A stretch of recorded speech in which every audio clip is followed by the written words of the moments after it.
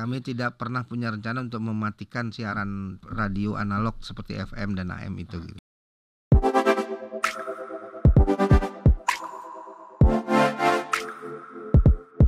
Halo pendengar dan netizen Radio El Sinta dimanapun Anda berada, senang sekali kami hadir untuk Anda. Saat ini saya sudah bersama dengan Dr. Insinyur Ismail MT. Beliau adalah Dirjen SD PPI, Sumber Daya dan Perangkat Pos dan Informatika, Kementerian Komunikasi dan Informatika.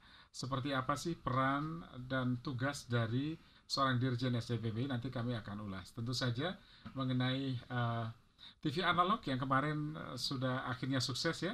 Nah, kita juga ingin banyak dengar ceritanya dari Pak Ismail. Ya, nanti Anda bisa mendengarkan juga di radio karena ini juga nanti akan diudarakan di radio. Pak Ismail, halo. Apa kabar, Pak? Alhamdulillah baik, Sehat Pak Suryo. Ya, baik. Ini dari Bandung atau dari Jakarta ya, Pak? Saya betul sudah di Jakarta. Sudah di Jakarta, Pak ya. Karena setiap Sabtu Minggu Pak Ismail pulang pergi ke Bandung. Kebetulan keluarga di sana. Keluarga di sana. Istri juga masih ngajar di ITB ya? Masih. Luar biasa. Pak Ismail, cerita dong Pak Ismail, SDPPI sekarang apa yang tengah fokus dikerjakan Pak Ismail? Iya, Direktorat Jenderal SDPPI Kementerian Kominfo ini kami memiliki dua tugas pokok, Pak Suryo. Yang pertama adalah melakukan manajemen spektrum frekuensi radio. Spektrum frekuensi radio ini adalah sumber daya alam yang terbatas yang sangat penting ya untuk digunakan bagi industri banyak hal, telekomunikasi, penerbangan, pelayaran, untuk kebencanaan dan lain-lain. Tugas pokok kami yang kedua adalah standarisasi perangkat telekomunikasi gitu. Jadi seluruh perangkat telekomunikasi yang beredar, dijual, perbelikan, digunakan masyarakat itu sudah melalui proses untuk dilakukan pengujian agar aman digunakan oleh masyarakat, kemudian tidak terjadi gangguan, intervensi dan tidak menimbulkan yang penting sekali untuk kesehatan ya. Ya karena gampangannya handphone yang beredar itu sudah diverifikasi kira-kira iya, gitu betul. Iya, disertifikasi sehingga masyarakat bisa cukup melihat dari labelnya gitu, ada apa stiker biasanya di belakangnya ditempatkan bahwa perangkat tersebut sudah certified oleh SDPPI Kominfo. Itu salah satunya. Kemudian frekuensi juga ya Pak? Ya, itu spektrum frekuensi itu manajemen itu lengkap Pak, dari proses perencanaannya, koordinasi internasional termasuk dengan masalah satelit gitu. Kemudian kami juga memberikan proses perizinannya dan terakhir tuh pengawasan pengendalian di seluruh Indonesia gitu. Agar spektrum frekuensi radio itu bisa digunakan dengan baik dan tidak mengganggu. Karena banyak sekali ya penggunaan spektrum frekuensi radio itu digunakan oleh sistem yang sangat sensitif gitu. Misalnya untuk penerbangan komunikasi antara menara kontrol dengan pilot. Dia sama spektrum frekuensi sama Pak? Spektrum frekuensi radio itu macam-macam ya daerah kerjanya, frekuensi kerjanya. Jadi untuk penerbangan tuh ada di VHF di bawah, kemudian ada untuk pelayaran, untuk telekomunikasi, handphone, seluler dan sebagainya. Itu semua menggunakan spektrum frekuensi. Nah, ada sistem yang sangat sensitif tuh Pak. Kalau seperti komunikasi di pesawat itu kan sangat berbahaya ya. Apabila sampai terganggu komunikasi antara pilot dengan menara kontrol itu menjadi hal yang sangat krusial yang kami harus awasi, kendalikan dan jaga dari gangguan-gangguan interferensi gitu. Biasanya tuh gangguannya dari mana itu Pak? Banyak dari radio siaran ya. Radio siaran ini ada beberapa komunitas yang menggunakan dan merakit sendiri perangkatnya. Radio komunitas dan radio siaran baik itu di FM maupun di AM, tapi yang lebih banyak di FM juga. Ya dia mencoba merakit dan tidak menggunakan perizinan kita ya sembarangan menggunakan perangkat yang tidak bersertifikat, akhirnya sinyalnya bocor kemana-mana gitu, termasuk mengganggu di penerbangan. Kalau misalnya kita dengerin El Sinta misalnya 90 FM. Nah kemudian harusnya kena di daerah sini tapi enggak kehantam, itu yang maksudnya tadi. Iya, salah satunya gangguan penggunaan itu karena dia biasanya dia berpindah-pindah channelnya gitu. Jadi ya tidak pada satu tempat karena dia tidak punya izin kan. Jadi yang dia anggap kosong gitu, dia anggap kosong dia gunakan, kemudian bahkan kadang-kadang dengan power yang besar gitu sehingga bisa melebar, menginterferensi ke radio yang lain atau tadi bahkan keluar dari band radio, pindah ke band yang lain. Kalau sudah demikian bukan lagi harus diawasin Pak, tapi harus ditindak dong. Iya, betul. Jadi kan judulnya memang pengawasan dan pengendalian. Jadi pertama itu kita memonitor. Ya, memonitor tuh kalau ada terjadi gangguan tadi. Nah, kemudian tindakan lanjutannya itu dilakukan tindakan yang bersifat ya yang ringan itu misalnya disegel perangkatnya atau diambil gitu. Tapi kalau sudah membahayakan keselamatan itu ya bisa sampai proses hukum di pengadilan. Bisa, memang karena ada pasalnya gitu ya, ada aturan. Sejauh mana konsekuensi itu bisa dipahami oleh mereka Pak Ismail yang mereka kreatif untuk merakit? Ya ini masalah memang. Jadi spektrum frekuensi radio ini kan sebuah atau satu sumber daya yang masyarakat tuh belum kenal dengan baik. Beda ketika kita bicara migas gitu, minyak, gas bumi, tambang dan sebagainya, ini kan sumber daya alam juga. Frekuensi radio itu juga sumber daya alam gitu, karena menggunakan potensi udara di Indonesia. Udara yang sifatnya masyarakat menganggap ini sesuatu yang sifatnya bebas gitu digunakan. Padahal sebenarnya spektrum frekuensi ini diatur secara internasional gitu. Bahkan ada lembaga dunia, International Telecommunication Union itu yang mengatur pemanfaatan spektrum frekuensi radio. Kita di Indonesia itu negara bertetangga dengan banyak negara yang lain, dan spektrum frekuensi atau udara itu kan borderless, tidak ada batasnya. Misalnya kita di Batam dengan Singapura itu kan sangat dekat. Kalau seandainya kemudian masyarakat atau pengguna spektrum frekuensi di Batam itu menggunakan sembarangan ya bisa mengganggu Singapura gitu. Demikian juga sebaliknya, atau di Kalimantan kita dengan Malaysia itu juga punya potensi untuk saling mengganggu gitu. Maka kita perlu melakukan koordinasi internasional itu untuk meyakinkan pemanfaatan perencanaan spektrum itu inline dengan perencanaan internasional gitu. Ya, itu sedemikian rupa diaturnya sehingga tidak terjadi crash, Pak. Betul ya. Itu namanya istilahnya interferensi. Kalau crash itu interferensi, jadi saling mengganggu gitu. Ya. Pernah terjadi nggak Pak seperti itu? Ya pernah kejadian beberapa kali kita mendapat komplain dari dunia internasional ketika penerbangan internasional itu melintas di wilayah udara kita di Indonesia, bocor di dalam kokpit pesawat itu muncul suara-suara atau radio gitu, suara komunitas tadi ya Pak. Ya tidak harus komunitas itu, artinya justru ini yang tidak berizin gitu. Kalau kita bilang komunitas kan itu mereka berizin gitu. Mereka tahu batasan powernya dan frekuensi kerjanya. Yang berbahaya ini adalah orang atau perusahaan itu yang menggunakan tanpa izin gitu. Jadi dia bekerja di frekuensi yang sembarangan gitu, tidak ada. Oke. Nah Pak, yang kemarin terbilang cukup sukses kan dari yang TV ya? Iya.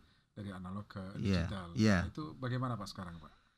Ya ini alhamdulillah ya, karena pertama ini perintah undang-undang ya, di dalam Undang-Undang Cipta Kerja itu sudah diwajibkan kepada kita itu untuk melakukan migrasi siaran TV dari analog ke digital. Dan ini merupakan sebuah keniscayaan. Perkembangan teknologi digital ini sangat pesat dan seluruh dunia sudah mengadopsi. Kita termasuk negara yang agak terlambat proses pindahnya dari analog ke digital itu. Sehingga kita memerlukan suatu effort yang cukup besar, terutama mempersiapkan infrastruktur digitalnya dari sisi penyelenggara broadcasting televisi. Kemudian yang kedua di sisi masyarakat untuk menyiapkan perangkat penerima digital. Ada yang sudah embedded atau ada di dalam TV-nya, jadi TV-nya sudah TV digital. Ada juga yang perangkatnya itu masih perangkat TV analog, TV lama yang berbentuk tabung dan sebagainya. Itu perlu penambahan yang namanya set-top box, itu alat tambahan untuk bisa menerima siaran digital. Manfaatnya banyak sekali Pak Suryo. Jadi pertama kan masyarakat ingin menikmati siaran televisi yang berkualitas. Jadi siarannya Lebih gambarnya jernih. jernih, suaranya jelas, Iya. clear, dan juga ada tambahan-tambahan fitur yang bisa kita dapatkan di digital. Misalnya untuk informasi kebencanaan yang bisa di-intercept informasi apabila ada gempa bumi, kemudian ada potensi tsunami dan sebagainya, itu bisa disiarkan di TV digital secara live ya, secara cepat ya. Kemudian ya manfaat itu juga akan menambah program siaran karena digital itu penggunaan spektrum frekuensinya efisien. Jadi kalau yang tadinya satu blok itu hanya digunakan untuk satu televisi, sekarang dengan satu blok yang sama spektrum frekuensinya 8 MHz itu bisa digunakan sampai 12 televisi gitu yang standar SD. Betul. Nah itu ini proses yang saya sebut sebagai keniscayaan ya, perkembangan teknologi dengan manfaat yang banyak itu perlu dikawal, apalagi dengan spektrum frekuensi yang tadi bisa dilakukan penghematan, maka kita mendapat yang namanya digital dividend. Jadi spektrum digital yang bisa dimanfaatkan untuk kebutuhan yang lain. Kita rencanakan di band 700 MHz itu untuk mempercepat internet di Indonesia gitu yang ya. tadinya di frekuensi itu digunakan untuk karena sebagian ya, jadi dengan pindah ke digital, siaran televisi dapat diterima tetap oleh masyarakat, bahkan lebih baik, lebih jernih. Kemudian penghematan dari pemanfaatan spektrum ini bisa digunakan untuk sistem yang lain. Prosesnya terus berjalan, Pak? Sudah, alhamdulillah sudah selesai. Jadi seluruh televisi nasional dan TV lokal di Indonesia ini sekarang semua sudah berpindah ke digital. Dan jangkauannya makin lama makin luas ya, karena kami mendorong terus para operator itu untuk membangun pemancar digitalnya lebih agresif gitu.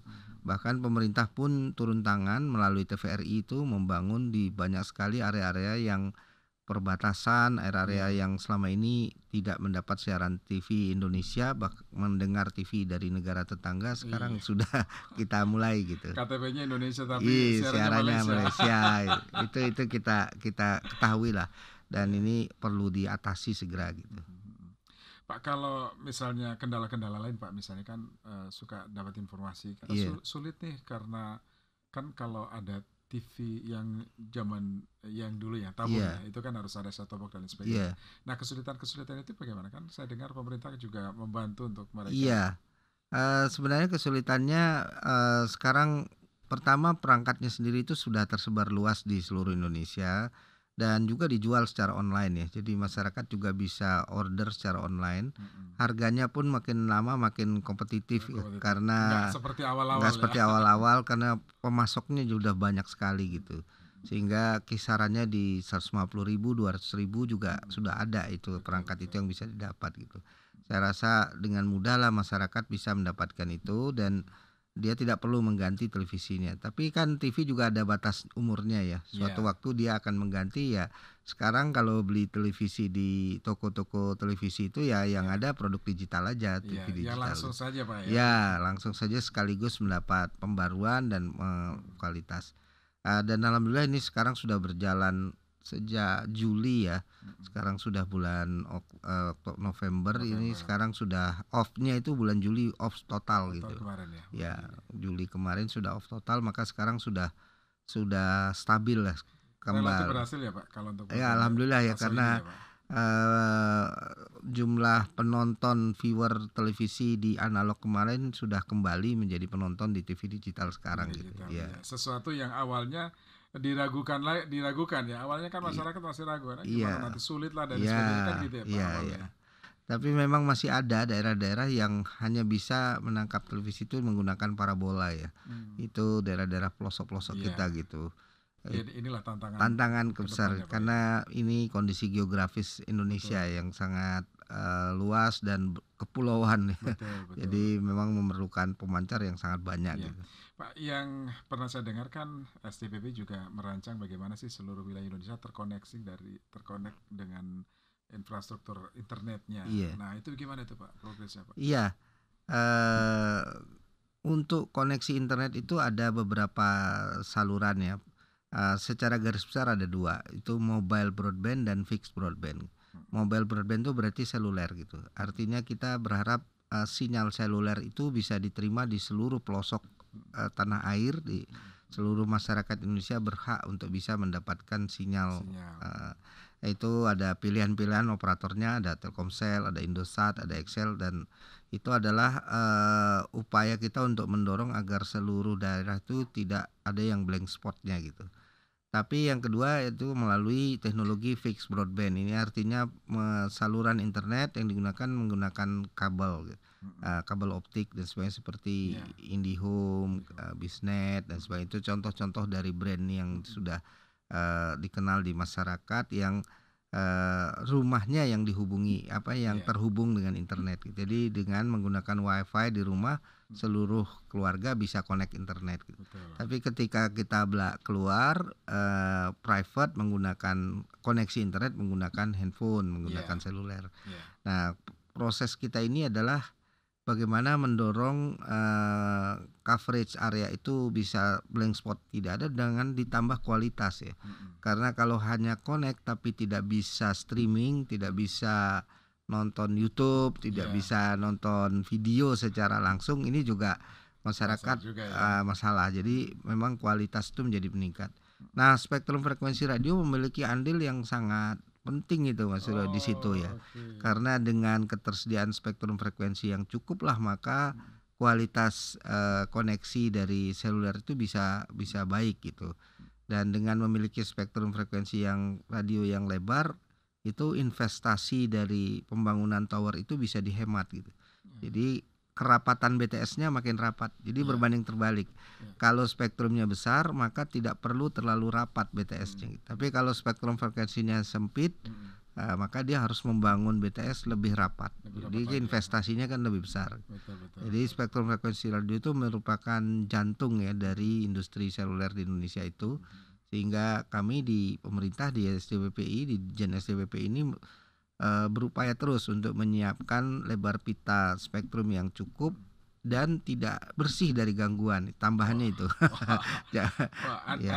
Dengan kondisi itu Pak, apakah ada kemungkinan ke depan itu nanti radio akan beralih menjadi digital? Iya.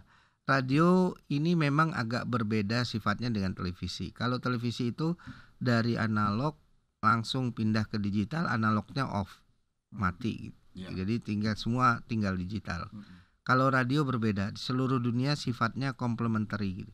Jadi radio yang analog FM sekarang AM itu tetap hidup walaupun radio digital akan ada. Karena radio digital itu adalah sifatnya complementary dan menambah.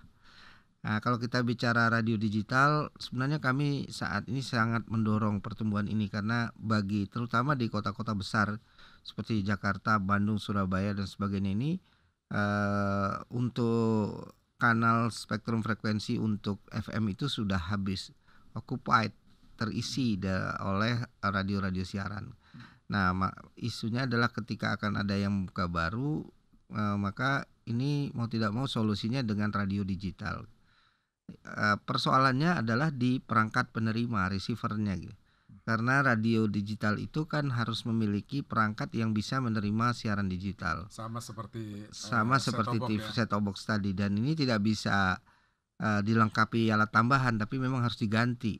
Jadi misalnya di mobil kita gitu, untuk tipe-tipe mobil kendaraan baru yang high end itu sudah dilengkapi dengan radio digital di sana gitu. Radio digital ini ada 2 standar internasionalnya gitu.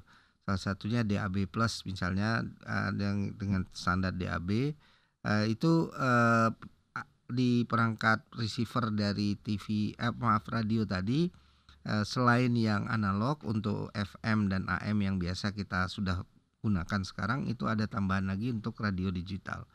Tapi suaranya luar biasa ya. Jadi yang radio digital tuh sangat clean, bening ya, bersih dan untuk menikmati siaran-siaran seperti musik itu akan sangat audionya berasa banget gitu ya.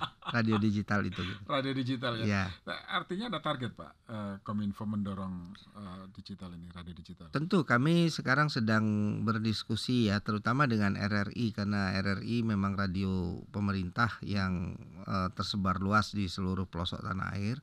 mereka sekarang sudah memiliki siaran khusus di digital, hanya di digital untuk karena begini, industri televisi dan industri radio itu content is the king. Jadi konten adalah yang terpenting gitu. Masyarakat itu akan menikmati siaran ketika dia mendapatkan konten yang dibutuhkan dan itulah yang menjadi kuncinya agar radio digital ini bisa tumbuh dengan baik. Saya rasa kita perlu mendesain konten yang hanya ada di digital sehingga masyarakat itu worth it untuk membeli perangkat radio receiver digital itu gitu. Ketika siarannya sama-sama saja dengan radio yang analog, ya berpikirlah walaupun suaranya jernih tapi kontennya sama gitu. Ya, kalau bisa Elsinta juga nih gitu. ada program untuk mendesain konten yang hanya ada di digital. Sehingga itu membuat masyarakat untuk bisa berupaya untuk mengganti atau menyediakan receiver digital itu gitu. Ini bisa komplementer tadi ya. Komplementer ya. Kami tidak pernah punya rencana untuk mematikan siaran TV, radio analog seperti FM dan AM itu. Gitu. Ini yang penting. Pemerintah nggak akan matikan frekuensi radio analog ya. Hanya memang ada pilihan ya. Ada pilihan tambahan. Tambahan tadi. Berapa tahun Pak infrastruktur yang dibutuhkan untuk membangun ini Pak? Biasanya ini related dengan peluang iklan ya. Jadi pemilik radio berjaringan itu biasanya berkeinginan untuk membangun jaringan atau infrastruktur baru itu karena ada potensi iklan di sana gitu. Dan umumnya mereka berangkat dari kota besar. Tapi untuk kota-kota sedang dan kota kecil itu pemerintah harus intervensi gitu melalui RRI. Ya, karena RRI lah yang kami harapkan bisa mengcover seluruh wilayah Indonesia, tidak hanya berpikir komersial. Betul. Tapi namun demikian ini perlu ada komplementari. Jadi berapa lama secara teknis itu tidak ada isu gitu. Ketika sudah berniat dan investasinya tersedia, itu berapa bulan saja 1-2 bulan itu pasti sudah tersedia. Isunya adalah di investasi tadi gitu. Bagaimana pemilik radio swasta khususnya itu berminat untuk investasi di radio digital tadi ya. Tapi tentu saja itu strategi konten itu menjadi satu isu yang sangat penting. Betul, baik. Yeah. Pak Ismail, kita jeda lagi karena masih ada satu segmen terakhir. Nah, satu segmen terakhir nanti kita akan bahas kesiapan SDPPI menyiapkan infrastruktur internet. Ini berkaitan dengan pemilu. Iya, baik. Dan pendengar tetaplah bersama kami.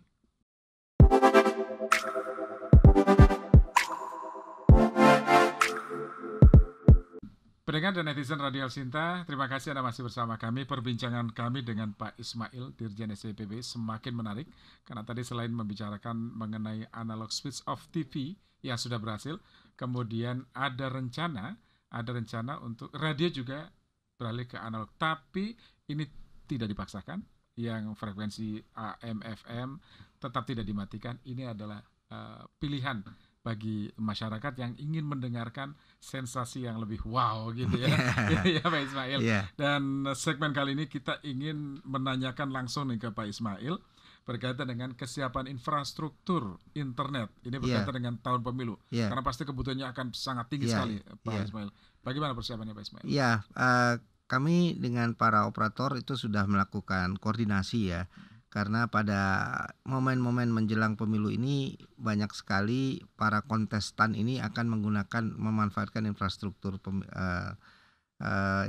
telekomunikasi, baik itu untuk dalam rangka KPU dalam menjalankan tugasnya untuk melakukan penyiapan pemantauan kotak suara, kemudian hasil dan sebagainya, itu kan mereka juga menggunakan jaringan telekomunikasi. Maka pada titik-titik yang sudah ditentukan itu kami bersama operator sudah mempersiapkan diri gitu untuk mensupport penyelenggara pemilu ini. Kita di sisi infrastruktur ini bersifat netral, jadi seluruh kontestan dan ininya akan dipersilahkan untuk menggunakan, namun tidak untuk dalam konteks membela atau mendukung salah satu pihak tertentu gitu. Sesuai dengan fungsi dan tugas kami sebagai ASN, aparatur sipil negara, kami wajib bersifat netral mendukung semua ini dalam konteks menyiapkan infrastrukturnya. Dan Kementerian Kominfo, Pak Menteri Kominfo sudah berkali-kali menyampaikan agar pemilu ini dijalankan secara damai, secara profesional, dan kemudian menggembirakan, ya, dilaksanakan secara gembira gitu, bukan untuk berpecah belah tapi bersatu. Jadi fungsi di infrastruktur itu kami sekarang sudah berkoordinasi dengan KPU dan Bawaslu untuk menyiapkan infrastruktur penting yang memang mereka butuhkan, dan itu sudah berjalan terus dengan baik seiring sejalan dengan perluasan konektivitas di seluruh pelosok tanah air, karena pemilu ini memang dilakukan di seluruh Indonesia, jadi harus ada metode untuk mereka bisa menggunakan infrastruktur telekomunikasi dalam kebutuhan penyelenggaraan pemilu itu. Iya, Pak. Kalau untuk penguatan di daerah 3T-nya bagaimana, Pak? Ya, memang kami sudah memiliki program kerja yang melalui BLU Bakti yang menyiapkan, dan alhamdulillah untuk akhir tahun ini program penyiapan BTS di daerah-daerah sampai 4.000 lebih desa itu sudah akan diselesaikan, dan konektivitas ini akan berjalan dengan baik. Untuk kontingensinya, artinya untuk daerah-daerah yang belum terkoneksi dengan sinyal seluler, itu kita akan merencanakan menggunakan satelit gitu. Saat ini juga sudah beroperasi banyak satelit, baik itu milik pemerintah ataupun satelit yang asing yang memang sudah diperkenankan untuk bisa beroperasi di Indonesia menggunakan setelah mendapat proses perizinannya. Nah, ini satelit ini memang memiliki keunggulan dibanding dengan seluler karena dia bisa mengcover daerah-daerah yang remote tadi secara langsung dengan infrastruktur yang lebih sederhana di ground segmennya, di titik buminya gitu. Ya, sehingga itu adalah rencana kontingensinya gitu. Jadi untuk daerah yang tidak bisa dikoneksi dengan internet menggunakan seluler, maka akan dihubungkannya dengan menggunakan satelit. Iya, itu penguatan yang di 3T tadi, Pak, betul. Ya, untuk mendukung infrastruktur berkaitan dengan pemilu. Betul. Ada tambahan lain tidak, Pak, yang khusus untuk pemilu? Karena kan yang dibutuhkan pasti besar banget, Pak. Iya, ya tentu kami berharap ini dimanfaatkan secara bijak ya. Infrastruktur yang ada bagi kami itu kita menyiapkan jalannya, pipanya, tapi kontennya apa yang dilalukan di sana itu sebaiknya diisi dengan konten-konten yang produktif gitu, yang tidak memecah belah, yang membuat persatuan dan kesatuan bangsa dan masyarakat. Itu harapan kami sebenarnya, Pak Suryapti. Iya, baik. Nah, ini terakhir, karena SDPPI salah satu fungsinya adalah melakukan pengawasan, monitoring dan lain sebagainya terkait dengan radio ya. Radio. Nah, ini kan banyak masyarakat yang mungkin belum paham bahwa frekuensi itu diatur karena terbatas, diatur karena ini menyangkut juga hajat hidup banyak orang, banyak kepentingan. Apa yang bisa disampaikan, Pak Ismail? Ya, saya berharap masyarakat menggunakan spektrum frekuensi radio itu secara bijak. Alat-alat yang dibeli digunakan juga membeli perangkat-perangkat yang sudah bersertifikat. Khususnya ini buat saudara-saudara kita yang berprofesi nelayan, itu banyak sekali, ribuan kapal kita, kapal-kapal yang sangat sederhana, kapal tradisional, mereka tetap membutuhkan alat komunikasi dan biasanya menggunakan perangkat-perangkat all band gitu. Jadi bekerja di semua band. Ini kami harapkan para saudara-saudara kita, para bapak-bapak nelayan dan sebagainya itu ketika menggunakan alat-alat komunikasi ini bekerjalah di spektrum frekuensi yang diperuntukkan untuk pelayaran, untuk nelayan. Karena radio-radio nelayan ini juga sensitif untuk bisa mengganggu sampai ke pesawat udara dan sebagainya gitu. Karena jumlahnya besar, kami sadar bahwa ini adalah kebutuhan rakyat. Kami selalu memberikan edukasi kepada masyarakat, gunakanlah perangkat yang sudah bersertifikat dan janganlah bekerja atau menggunakan komunikasi di frekuensi yang dilarang gitu. Itu informasi ini yang sangat penting buat masyarakat gitu. Baik. Iya. Pak Ismail, terima kasih sudah bersama kami. Pak Ismail sangat bermanfaat sekali, Terima edukatif kasih. banget, informatif untuk masyarakat. Semoga bermanfaat. Pak Ismail, terima kasih. Amin. Sehat dan sukses selalu, Pak. Amin. Terima Sampai kasih jumpa, Mas Pak. Rio. Ya, Baik. terima kasih. Pendengar, demikian tadi perbincangan kami dengan Dirjen SDPPI, Dr. Insinyur Ismail MT.